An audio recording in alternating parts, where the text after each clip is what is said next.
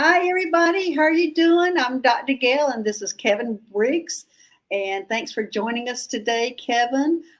Kevin, I don't know how many things to list. It's like whenever we are exploring, or I guess growing up through our metaphysical journey, that we get new things happening with us. So, because we could add Chandler to your list now, but you are an ET experiencer since childhood, and you have written a book, and the book's name is Spiritual Conscious, A Personal Journey, and you have a book to show it to them, and you can get that on Amazon. And he has been a big part of the group of the Exoconscious group, which is a group that is trying to welcome in ET's first contact, and he'll explain that a little bit more. But I'm going to say hello to some people while they're coming in first, Kevin, and then I'm going to let you just take over. So let me just say hello to some of the people that have joined us. So, hey, Leah. Hey, Mary. Hey, Debbie Joyce. Hey, Faye. Hey, Susie 007. Susie's in the background, and she'll be monitoring the chat. And she says she has some questions she'll probably be putting in or asking. Hey, White Dragon. Hey, Cheryl. Hey, Mary. Let's see who else. Hey, Emmy J. Hey, Sally. Hey, let's see. Hey, Jill. Hey, Damaris. How are you doing? Hey, everybody. Thanks for joining us today. And as I said, we have Kevin Briggs here today. Hey, Spirit Detective. And he's going to be telling us about we're going to start off. He has been on the show several times, and you can go back and look at the shows if you want more detail on his journey. But we're going to do a little brief description of how he got started, how he wrote his book, and bringing us up to this point now, which he has now become a channeler of the Council of Eight. So, Kevin, take it. Well, hi, Gail. Thank you for inviting me back on your show again. I do enjoy chatting with you, and it helps me get my story out. So thanks again for inviting me. I do appreciate it. So, yeah, for your new listeners and people that are watching that haven't heard my story before, I'll just do a quick overview of how I got started, really. And how it really started when I was 3 years old. My mother had engaged a photographer to take some photographs for the family album. The photographer arrived. I was lifted up onto the dining room table for a better elevation for the photograph. And as I looked around the room, I realized I was conscious again in a physical body. It was like two beings. It was me looking out, my consciousness, and my physical body. And I felt like that for quite a few years. I was always looking out as the conscious energy. And then when I got to 8 years of age, I was taking a bath at home. There was a change in the frequency in the bathroom, and two beings appeared to the right-hand side, both very attractive, human in appearance, long blonde shoulder-length hair, deep blue eyes, and very attractive. And they were wearing a deep blue jumpsuit type garment. Frightened me to death at the time. They are Art and Dee. They are Arcturians. They are from Andromeda. They are guides and teachers, they tell me. They were speaking telepathically to one another about me, not to me. And the conversation, just a brief conversation there, was Dee said, "Is this the boy?" Art said, "Yes, this is the boy." Dee said, "Are you sure this is the boy? Look at him, he's small, he's uneducated, he's frightened by our presence." And she was correct, I was terrified. And Art replied, "Yes, this is the boy, I will guide him, I will teach him." There's some other conversation within that, and then they left. As I said, I was so frightened, I didn't get out of the bath. The water went cold. I was shivering. My mother came in to see why I was still in the bath. I told her about the two beings, and she said it was just my imagination. It wasn't. I'm now 70, and I've been in contact with them all my life. And at 14, I was introduced to a further 6, so a group of 8 that I refer to now as the Council of 8. So that's really a brief overview of how I started with the communication with the extraterrestrials. And about 5-6 years ago now, probably, I got up in the middle of the night to go to the bathroom, and when I got back into bed, a bright light came outside the bedroom window. The light came in through the window, lit up the whole bedroom like a myriad of butterflies, but it was just pure white light. And then Art and Dee, the two beings that I've had lifelong contact with, materialized at the bottom of the bed. And I said to them after pleasantries, what was the reason for their visit? And they said, "Kevin, we want you to write about your lifelong contact with us we want you to talk about it. I said, well, I don't mind talking about it, but I'm not a writer. And Art said, well, we will continue to guide you. We will continue to teach you, and you will write 2 books, and we will give you information to include in the book. And I've already shown the first book that I wrote, Spiritual Consciousness, A Personal Journey, which includes that story and many others of my experiences with consciousness, shared consciousness. So that's where I am. That's how I started. That's why I started talking about my experiences. And now it's moving on now. I'm now got into channeling, the Council of 8. And that's quite interesting as well. So it's a journey that started at a young age, and it's continuing to this day. Also, you want to show that book again for the people who are just now coming in? This is a book he wrote, and this is about his life, his spiritual journey, spiritual consciousness, and his personal journey. And you can get that on Amazon, and extremely interesting. Talking about his childhood, starting the ET contacts at that time. But it's really good. And also, we've done 2 other shows. I think it's 2, maybe even 3 other shows that you can go back and look at some of the shows that we have done about that. But we're going to move on to actually when he started channeling the Council 8, which, when did that develop, that you actually went from just channeling them or being a medium to actually being a trans channeler? How did that happen? Well, initially, like you say, obviously I've had telepathic communication. I've had physical communication with all 8 of the ETs, the Council of 8, as I refer to them. So that's a form of channeling in itself, having telepathic communication. But I think it was 2016 when I was given information telepathically. They wanted me to go down to a MUFON meeting in Orlando. There was a conference there. They have an annual conference, and it was in Orlando. And they said they wanted me to go down there. So I looked it up, and it was on for 2 or 3 days. So I thought I'll go just for one day on the Sunday. I didn't really want to go. I wasn't interested in the nuts and bolts of the flying saucers, the craft or whatever. Right. But they asked me to go, so I said. And I remember when I was driving down there, I had a conversation with Art. I said, look, you're sending me down here on a Sunday. I hope I'm going to meet someone that can help me on my journey, because I'm not really interested in the nuts and bolts of the craft. Anyway, I got there. I was very surprised when I got there. There's a beautiful hotel, very well attended, a lot of professional people, doctors, lawyers. I was surprised by it. It was very, very good. And I listened to some of the lectures in the morning, all very interesting.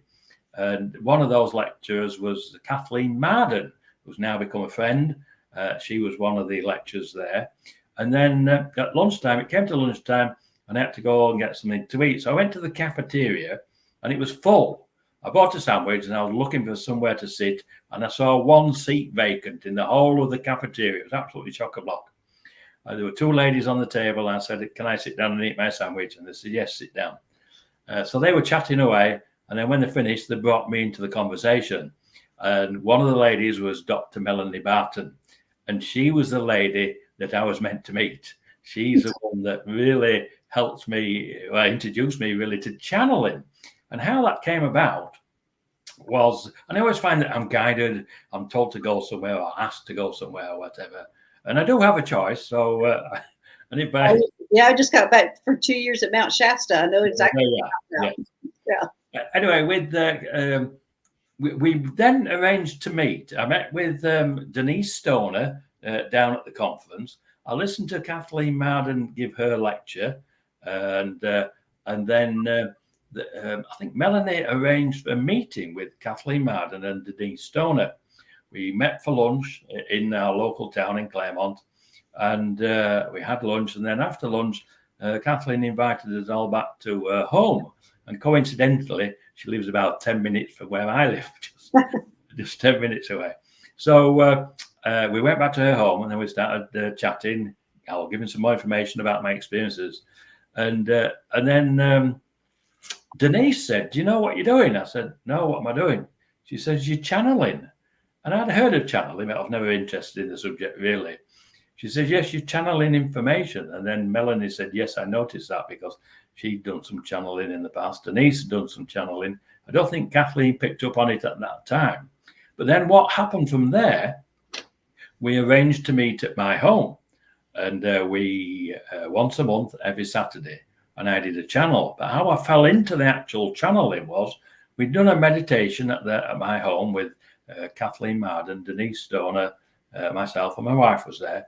And then Melanie said to me, Kevin, have you got any information coming through? I said, no, nothing at all. And then she says, are you sure? I said, well, there's someone stood next to me. I can feel the frequencies, the vibrational frequencies of him. And I know it's a male. And she said, well, who is it? I said, oh, I don't know. She said, well, ask him. So I asked him, and it was Ort, the male that had materialized in my bathroom when I was 8. And he spoke through me. He took over my body and spoke through me for 40 minutes. 40 minutes he spoke through me. Oh my gosh, you must have been exhausted. I was absolutely exhausted. I'd never done it before. And the energy that was used, it just drained my whole body. It took me a while to recover. Anyway, what transpired from there, every Saturday we arranged to meet at my home, and we would have 12 questions, and we would ask the Council of 8 for these questions, and we would get the answers. And I got used to the channeling where I wasn't tired anymore. But we did some, we took some temperatures in the room, because every time I channeled, I became extremely hot. And the air temperature immediately around my body rose anything between 7 and 10 degrees. And we had a laser thermometer that measured that temperature. And well, I'm glad you're saying that, because when I start channeling, I get extremely hot too. So. Well, they told me later that the reason being is because they're at a higher frequency, those frequencies, the energy that's coming and using in a body that's not used to those frequencies gets hot. I don't get as hot as I used to do, but I still do get hot. I'll start sweating, and the one I did just recently, you can see that I get hot. It's quite amazing, really. But so that's why I fell into the channeling. And I did get used to it. We met once a month on a Saturday at my home for a 2-year period. And then after that, I think Kathleen Marden, I've got her latest book here. We recorded all the channels, and then my wife transcribed some of the channels, and Kathleen Marden did the rest. And then Kathleen Marden published them in this book just recently, this last year, Forbidden Knowledge. And that's Kathleen on the back. Some of you may recognize her. And she's written several books as Kathleen. Susie wrote a little background of Kathleen Marden. Okay. Oh, that's good then. So all the transcripts of those channels are in this book. So if you're interested with the questions, interested in the answers, get the Forbidden Knowledge by Kathleen Marden. And I think I mentioned on my photograph is on page 111, which I thought was quite interesting, because the universe always connects with the numbers for me, the synchronicity with the numbers. Right. In fact, I think Kathleen mentioned in a previous book she did called Extraterrestrial. I'm plugging Kathleen today, aren't I? We need to bring her on. And on there, I mentioned on page 222. So clearly, the universe is confirming that this information is important. It's and confirmation for me that I'm on the right path, as it were. So that's how I got into channeling, and we no longer meet now. Occasionally, I do a channel, maybe at Kathy's or somewhere else, possibly. But I think most of the information has been put out there. But a couple of months ago, or maybe weeks ago, Ort and Ra, Ra's the Anunnaki, who leads the Council of 8, asked to speak to the exo-conscious community. I'm a member of the Rebecca Hardcastle Wright's exo-conscious community. You can go into that a little bit, because people don't know what that is. Okay, well, the Rebecca Hardcastle Wright founded the exo-conscious community, and it's a community of people like myself who have contact with extraterrestrials, who have developed their own abilities to make contact with extraterrestrials, who have these psychic intelligence, shall we say, and psychic abilities that we use in our everyday life and experiences. So I joined Rebecca's group about 2 years ago, and we meet as a small group once a week on a Thursday, and we discuss all different topics. We share our information, so we grow together with the same knowledge. So if anybody's interested in that, you can go to exoconscioushumans.com and you can join. It's free to join, free to watch the videos and things. There's lots of videos that's been uploaded there. And that channel I've just spoken about, Ra and Art came through, and that channel's there. And I think we asked about 12 questions, and those questions were answered. But it's quite interesting that Ra himself asked to speak to the exo-conscious community. So I think that's quite important. So yeah, if you want to follow the story, have a look at that. And I say it's free to join, free to watch, and a lot of information there. Right. And okay, so I'm going to ask you a little bit more about the channeling, because there's a lot of light workers here, a lot of people who either are channeling or interested in channeling, or how it happens. So you actually channel the whole group, the 8 of them, correct? Yes, so, I have done. Yes, it's mainly Art, but I have channeled every one of them. I think that was in the earlier days for an introduction, I think, to our group, to Kathleen Marden, Denise Stoner, and Dr. Melanie Barton. So they all each channeled through me, introduced themselves to Kathleen, Denise, Melanie, and my wife. My wife was there as well. So I think that was the main thing. But the main channel is Art himself. Okay. Well, can you feel the difference of the energy when each one of them, a different one, enters? Oh, without a doubt. When I've got quite used to Art channeling through me, yeah, I'm very comfortable with it. And but when Ra comes through, there's a tremendous amount of energy, and I can feel the residue of the energy when he leaves. Just Tim or the rest of them? Just Tim? Yes, he's the strongest energy. All the others are the same energy. There's still, you can feel the energy, but nowhere near. In fact, there's a channeling of Ra I did a few years ago in Miami at a conference.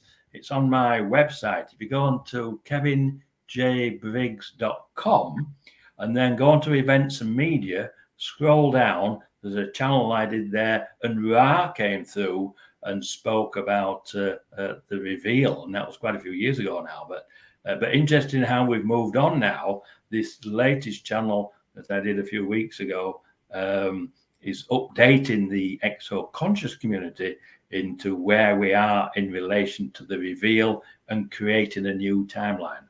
Oh, so what is that timeline? Right. Okay. Well, there was a Hopi prophecy, and if you listen to that channel, Ra goes into that, and the Hopi prophecy stated that there was a fork in the road within the timeline of humanity, and one fork went to the extinction of humanity, and the other fork moved forward towards the golden years for humanity.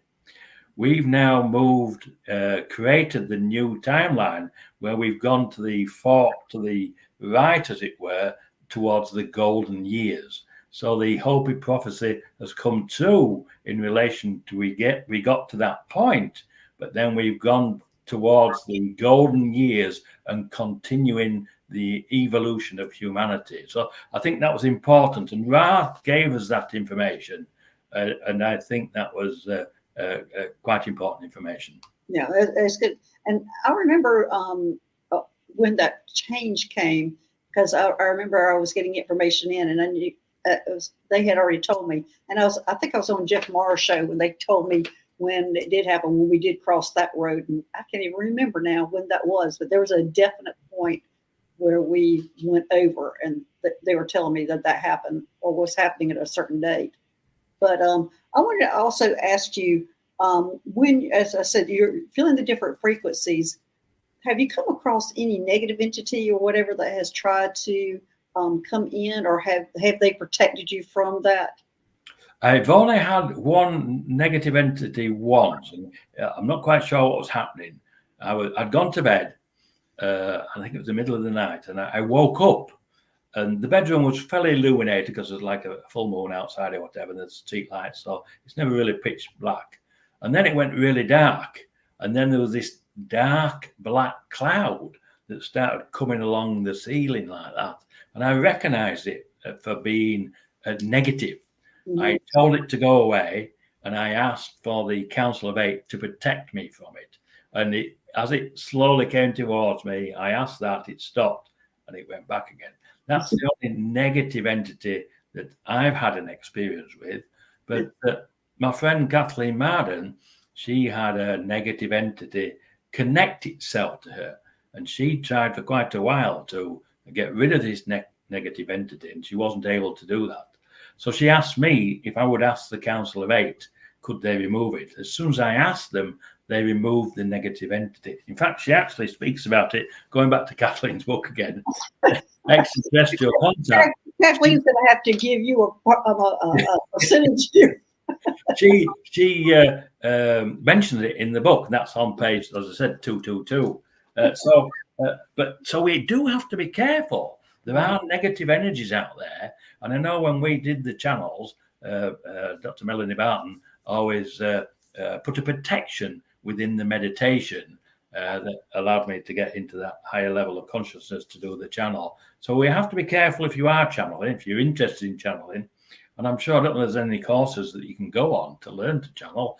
Mine was just purely accidental. I'd heard of it, I knew what it was about, but I wasn't particularly interested in it. And I am now, because I understand the importance of it and the importance of the direct contact with the group of higher conscious beings, the Council of Eight. But they do state there are other councils, other beings here, all helping us, assisting with our evolution. So it's not just the one Council of Eight, although I believe they're part of the Galactic Federation. That's my understanding.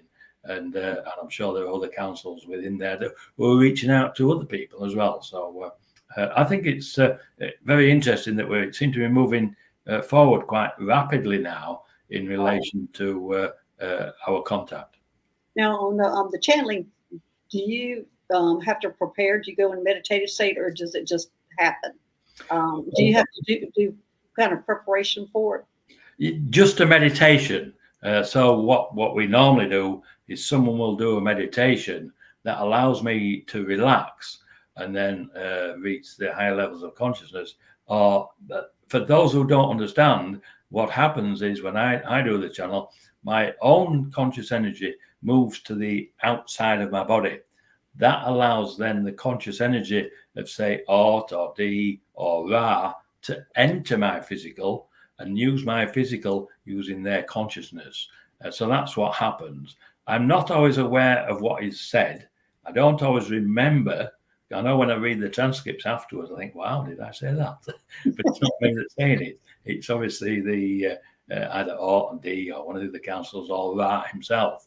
But in the video of the last channel on the exoconscioushumans.com, you can see the change in the frequency within my body language when Ra comes through and when he leaves. So but I must express that people should protect themselves if they're doing a meditation. Have the protection written into your meditation.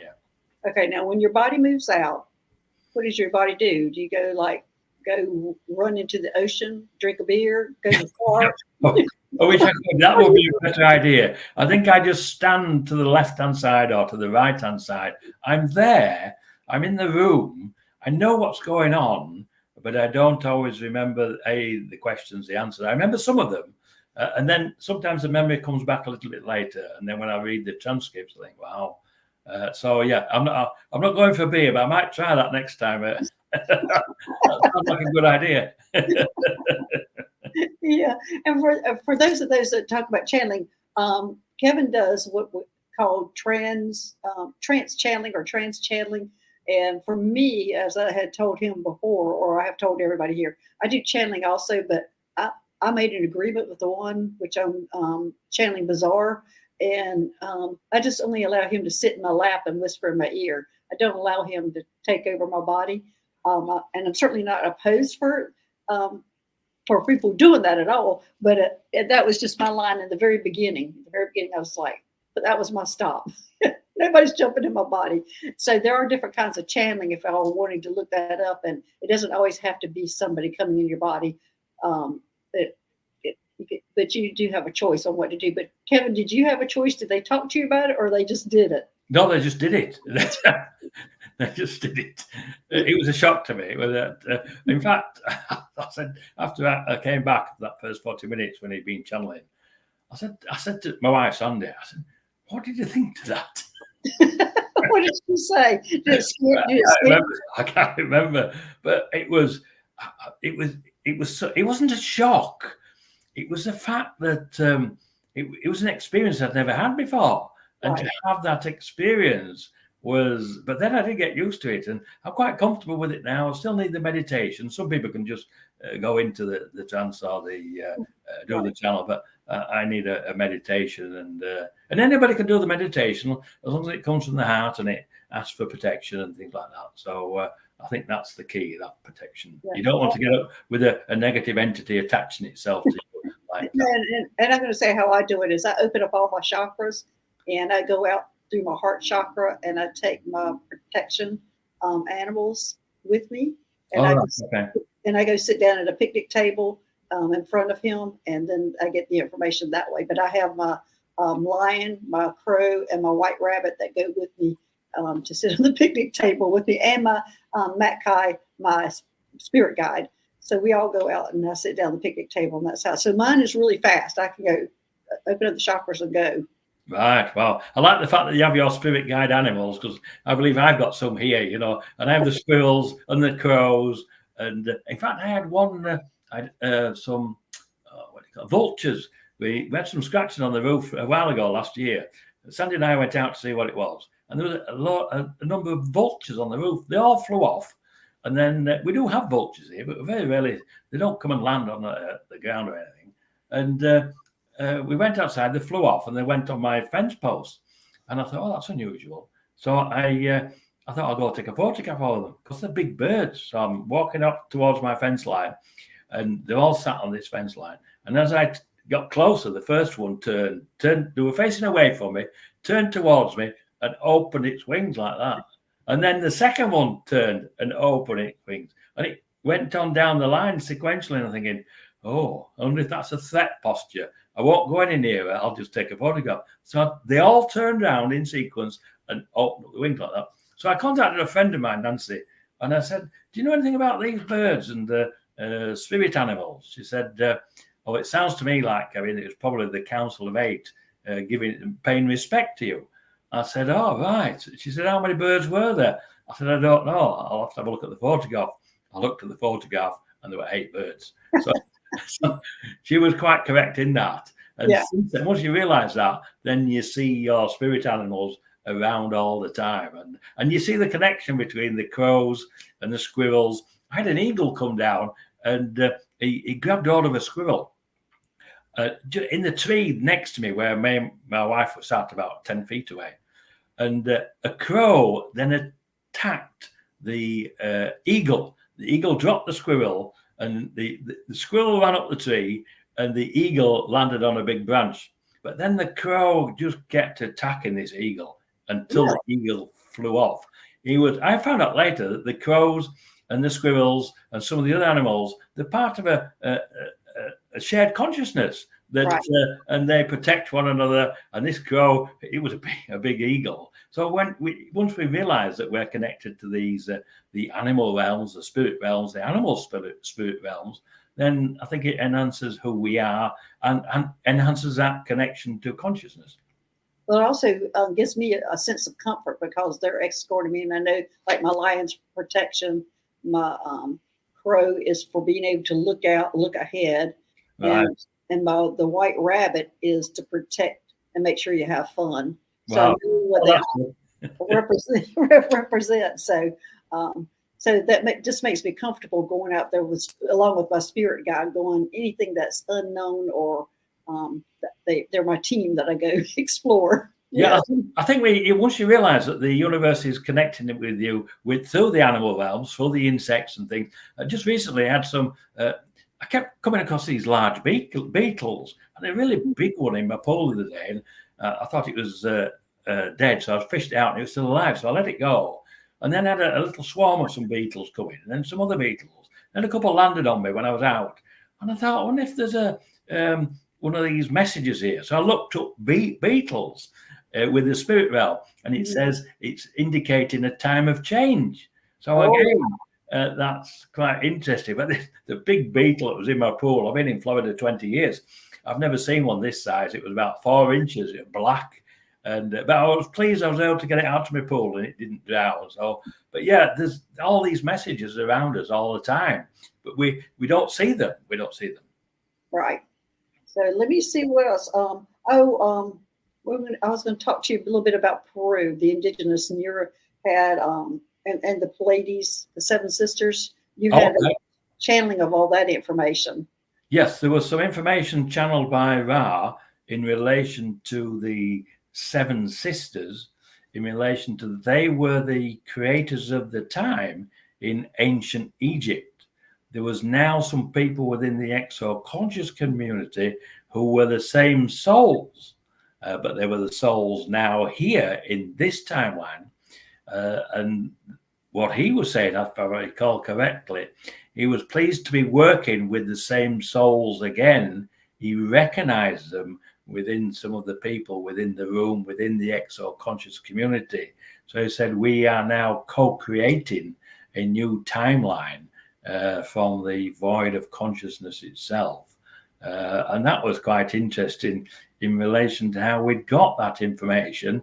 Again, a few weeks ago, I was contacted by a leading scientist, and he said to me, Kevin, can you ask Orton D what they know about the void?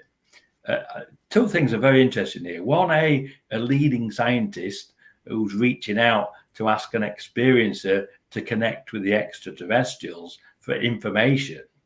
I thought that's a huge leap for our scientific community.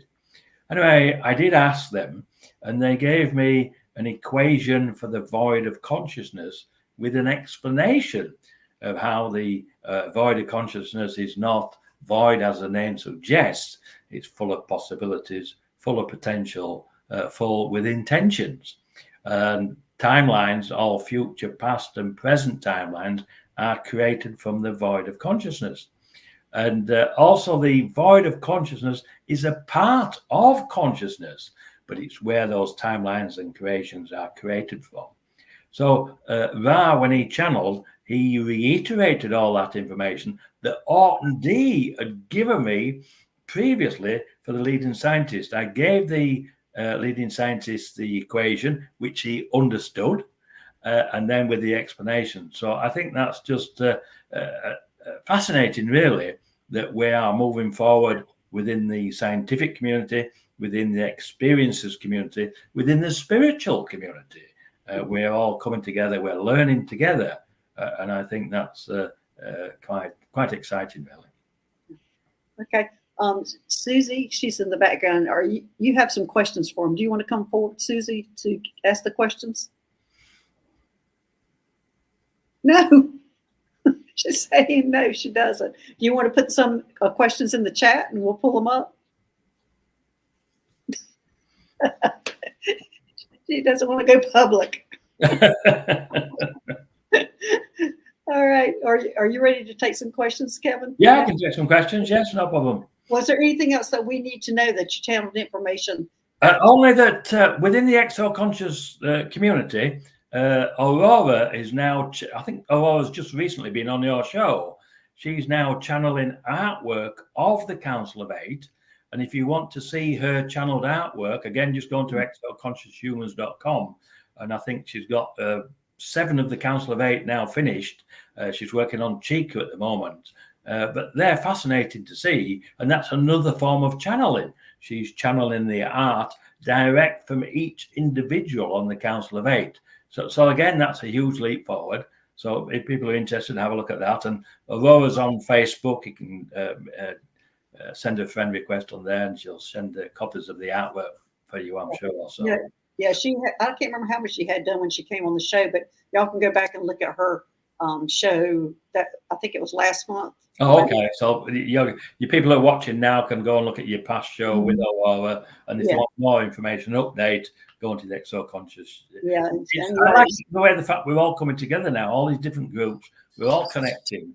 We're getting the whole picture of what's really happening. There's so many different facets to it that we have to learn these different areas of consciousness so we can evolve as a species, which is what we are doing. That's good. So anyway, Susie, you want to bring up some questions, or do you want to come up and ask some questions? Are you still a no? Want to be incognito?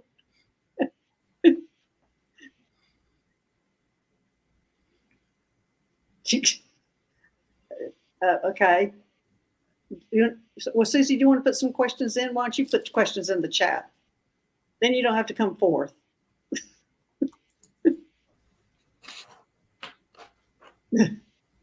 Everybody's urging you on to come on. Okay. Debbie Joyce, is endometriosis a result of ET experiences at a young age? I've heard that they heal sometimes. Debbie, that would be more of my healing show, the Slayer's Healing Center. I'm looking for questions more directed towards Kevin and what he does in channeling. But we'll be doing a Slayer's Healing Center here soon, and that will be more appropriate. I could give an example of a healing that I had. Okay. Just to answer the question, I don't know about endometriosis in relation to experiences. I haven't heard about that. But I know I had a couple of moles on my left elbow and one on my right wrist. I'd had them for many years. They weren't causing me any problem. And then they started cracking, bleeding, and started itching. So I Googled what they were, and it said there was skin melanoma. So I decided I'd have to go see my doctor and have them removed. But before I did that evening, I contacted the Council of 8 before I went to bed and said, look, I've got these melanomas, 2 on my left elbow, 1 on my right wrist. Is it possible to remove them for me tonight? Otherwise, I'll have to make an appointment to go and see my regular doctor. I went to sleep. I woke up in the morning. The 2 on my left elbow completely disappeared. The 1 on my right wrist had disappeared, but there's a red line around the periphery where it had been, and that disappeared by lunchtime. But I know our ET star families do heal. There's a whole chapter on healing in Beyond UFOs, the book by Ray Hernandez, and it's a fascinating chapter. So I know they do heal. I can't answer that particular question in relation to... Well, she's asking if the ETs caused her endometriosis, and they don't cause things like that. I'm not aware of it. I'm not aware of it. They don't cause that. It's a heredity thing, is what I'm hearing, Debbie Joyce. Right. That doesn't have anything to do with the ETs. It's in your genes. Right. So okay. All right, White Dragon Kevin, is the Council of 8 associated with the main council of governing Earth affairs? I suspect so. I haven't got a definitive answer on that, but I believe they're part of the Galactic Federation.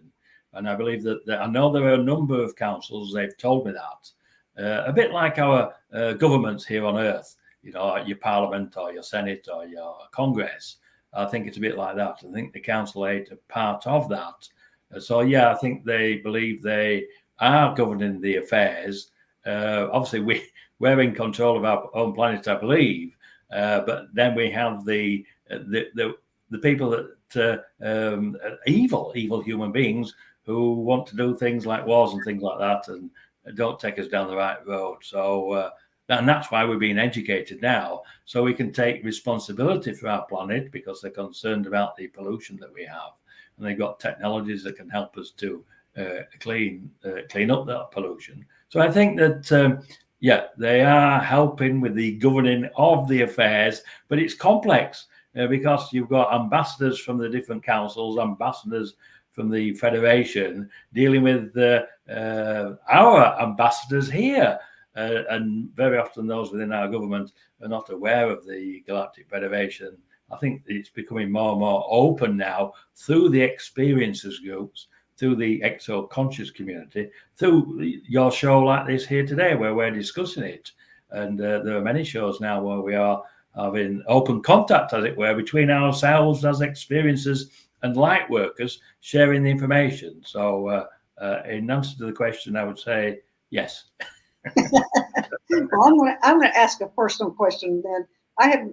On my journey from Mount Shasta to South Carolina, I was contacted by a 7th dimensional group, and they call themselves the Z group, and they're from Zeta Reticuli with their the Greys, and they were all wearing black suits, and they were wearing black shoes, and they had these fedora hats on, and they were Greys.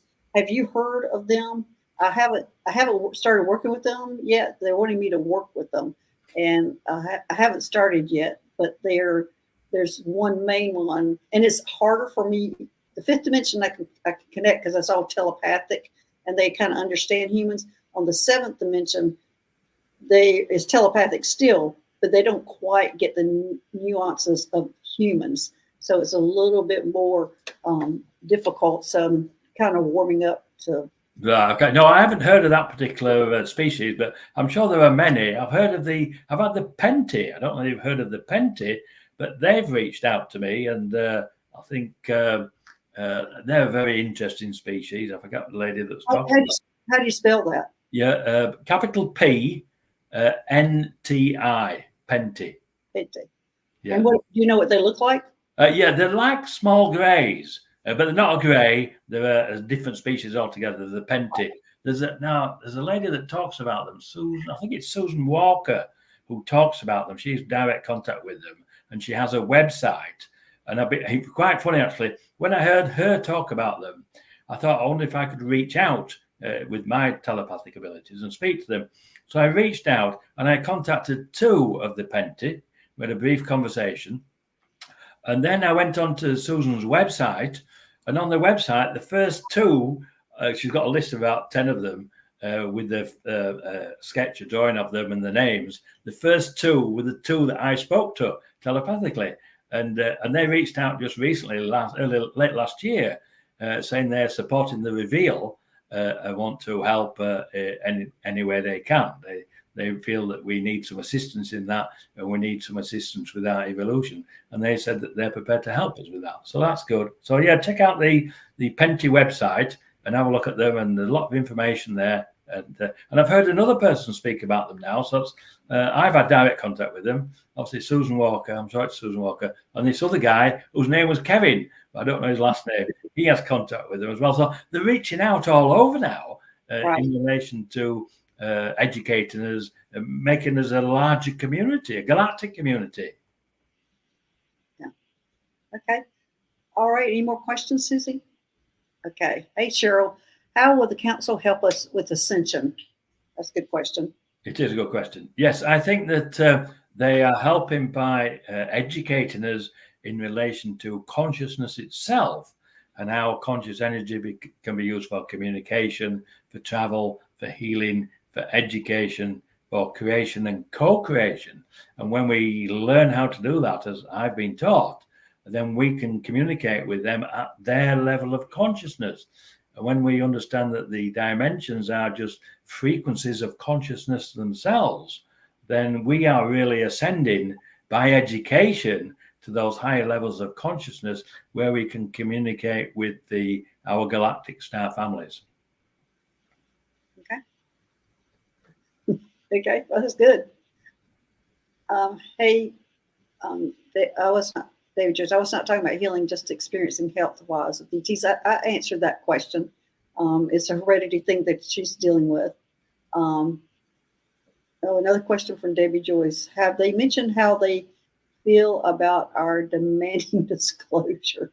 Right, okay, well, for those that are interested, those that follow all the podcasts and things, we have disclosure.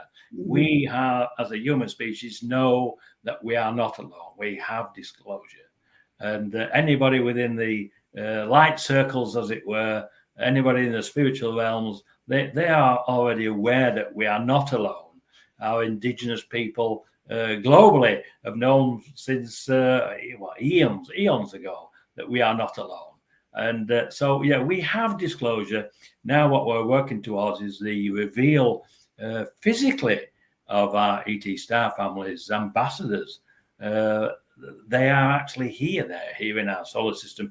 They're here surrounded us. We don't see them because we haven't raised our vibrational frequency high enough collectively yet. But I suspect we are doing that now. Mm-hmm. Speaking with someone the other day, and I know that Costa McCreese, he has over 1 million members now that reach out through the different groups for the CE5s. And all those people are reaching out, they're getting communication. So we have disclosure for those that are interested. And that's why the next step is the reveal itself. Yeah, well, what I was kind of explained was that the disclosure was now coming bottom up. They were disclosing to all the people because they weren't getting anywhere from our governments and things. That's exactly what they told me. So they've reached out to our governments. The governments weren't ready at that moment in time. So they've changed course, and now the reveal will come from a request from the citizens of Earth for the galactic families to reveal themselves. So, and that's what's happening. If you look at it with all these CE5 groups, which I think was started by Dr. Stephen Greer, the original protocols, and obviously Costa McCreese and his million, and how many others are reaching out. I went to a local C5 group with a friend of mine, Gary, and I did a channel with Ort. So we had that communication. We then went outside to do a C5, and then Gary uses the radios, which was started by Jimmy Blanchett. And the radio in front of me was chirping. And I said to Gary, why is it chirping? He said, because they want you to pick the radio up and speak to them. So I picked it up and I said quite flippantly, is there anybody there? And it chirped once for yes. So then Melanie, Dr. Melanie Barton was sat next to me. And she said, oh, no, I said then after that, I said, oh, is that Ort? Because I've just been talking to him. One chirp for yes. So I'm speaking with Ort via the radio. And then Melanie said, who was sat next to me, can you give us a verbal communication? And a female voice was heard. And so I said, is that D? And then it chirped again, yes. It was D. So I've done a channel speaking to Ort. We're now outside doing a C5 using the radios, which was first started with Jimmy Blanchett, and speaking with two known ETs, Ort and D. And then we had a conversation about 10, 15 minutes with them. We asked them to show us a craft in the north and flashed 3 times. A craft turned up, it flashed 3 times in the north.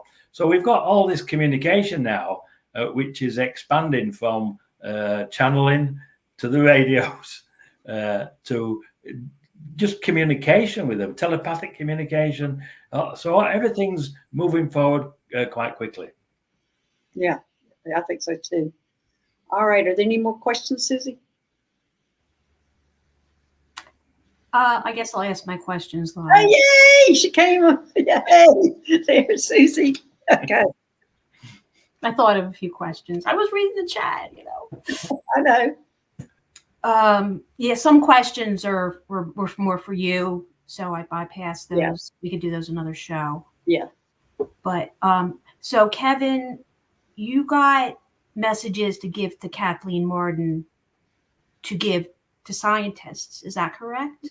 No, the channels were through me at my home. Kathleen Martin transcribed them and put them in her book, The Forbidden Knowledge. That's that one. So the channeled information is in there. There was 12 questions once a month for 2 years. So there's about 120 questions there, I think, with answers direct from the ETs. The leading scientist is somebody completely separate who contacted me to ask Ort and D. So the message must be getting out there that there are these councils, the Council of 8 with Ort and D. So he asked me for the information in relation to the void, which I'd heard of. And because now that we've been given information about the void, and it's very interesting, when I was about 18, I was taken, I asked Ort when he came to me one evening, and he said, where would you like to go? And I said, I'd like to go to the end of the universe. Again, just being a bit flippant. And we set off, we took hold of my hand, and we traveled out through our solar system. We kept going and going and going and going.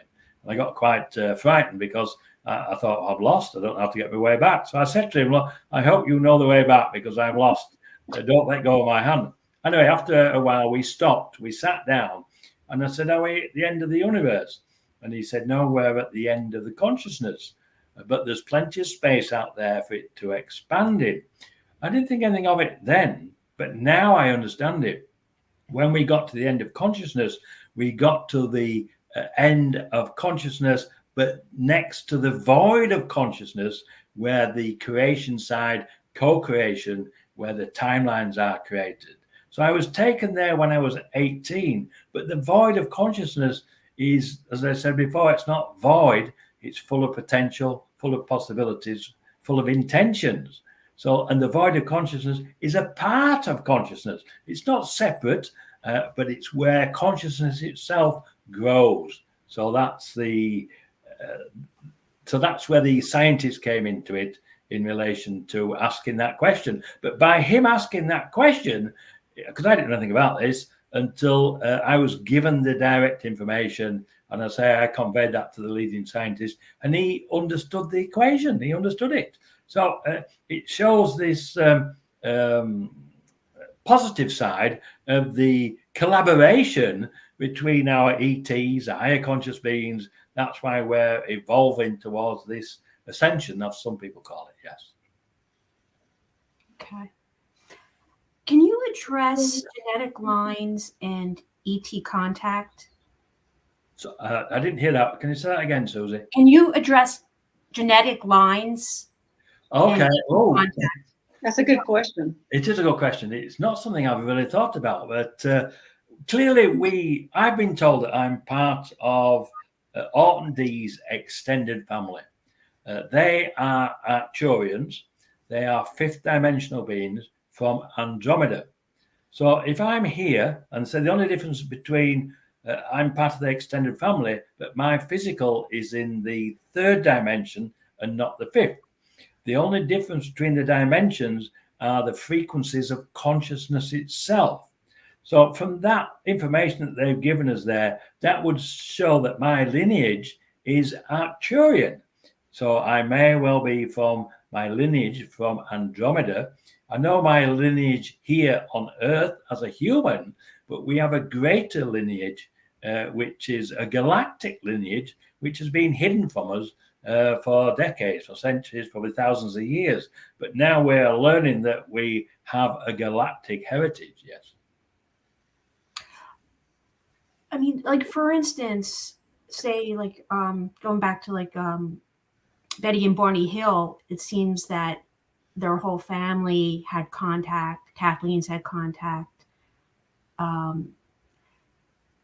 Why are they? What are the reasons why they are always checking on family lines? Yeah, that's very interesting. Really, there are multi-generational abductees, shall we say, or experiences, contactees, whatever word you want to use. And sometimes it does go down I was speaking with somebody the other day, and she was third or fourth generation who've had direct contact with ETs. They spoke about it around the family table at lunchtime and tea time. It was part of who they were. But now that's coming out into the open, where we're realizing that we are part of a larger family. We're part of a greater reality. And it's not just the human species here on Earth. We have our galactic heritage and our lineage. I don't know why they go down like 3 or 4 generations, but clearly they do. But in the past, people weren't allowed to speak out about it. You would be poo-pooed and say you got psychiatric problems. But now, because there's so many people speaking out, then we are learning, we are educating one another. Well, I'm going to add to that, Susie, that they have shown me that they were interested in the same families because they're the ones who are part of the creation of that family, the genetics, and they want to see how it develops as it goes down from generation to generation to generation. So they're observing us like we're almost like an experiment or a scientific experiment. And they're also going in and messing with the genetics on that each generation. So each, like say the Arcturians or Palladians, they have a group that they've been following, and they have been looking at their gene pool or looking at their genetics. That's why they're interested in that same family lineage, is because they are connected to them. Yeah, that would make sense. I haven't got much information on that, but that would make a great deal of sense. I do know that when I was 9, an orc came to stay in my home as a pure conscious energy orb. He came on the Sunday and left on the Friday. When he left, my psychic abilities have been enhanced no end. I suspect that he activated something within my DNA that allowed me to travel outside of the physical realm as a pure conscious energy orb. As a 9-year-old boy, I wasn't aware of its full potential. I am now. I know that our DNA are light frequencies. They can be encoded and they can be activated. So that would go in line with what you're saying here in relation to the lineage. And perhaps we are part of an experiment where they're seeing how we can evolve as a species, and they are assisting with that. So, That's exactly right. We're an experiment. yeah. So, one last question, Susie. I would like to ask Kevin about the small spaceship that came in your home. Okay. I had a group of 7 greys come into my home one evening. I've had numerous crafts turn up outside the home, and I had a small craft turn up outside my home, but my wife witnessed and took a photograph of. That was quite interesting because, I mean, they're around all the time here, and I've only got to ask them to show themselves, and they will. But on this occasion, with the woman with the small craft outside that my wife saw and took a photograph, I'd just got up out of bed, and I was trying to connect with the Council of 8. I wasn't able to, but I connected with a small craft that was flying by. Flying the craft was a small grey I know. His name is Tia. And I said to him, what are you doing here? He said, well, we were flying nearby, and we thought we'd come and see where you live. And he was transporting 6 or 7 greys from A to B. And we had a little bit of conversation. Then he said, right, I'll have to go because, as I said, we're off our designated flight path. So I left. Nothing unusual for me. But then I went to sit outside. I made him a cup of coffee, went to sit outside with my wife and with my coffee. And she said, oh, you missed the most beautiful rainbow this morning. And I've got 5 acres at the back. And the rainbow was from fence line to fence line, 180 degrees. And I said, did you get a photograph? She said, yes. So I looked on the iPad, but she said, you never guess what happened next. I said, no, what happened next? She said, as I lifted up the iPad to take a photograph of the rainbow, a craft appeared under the rainbow.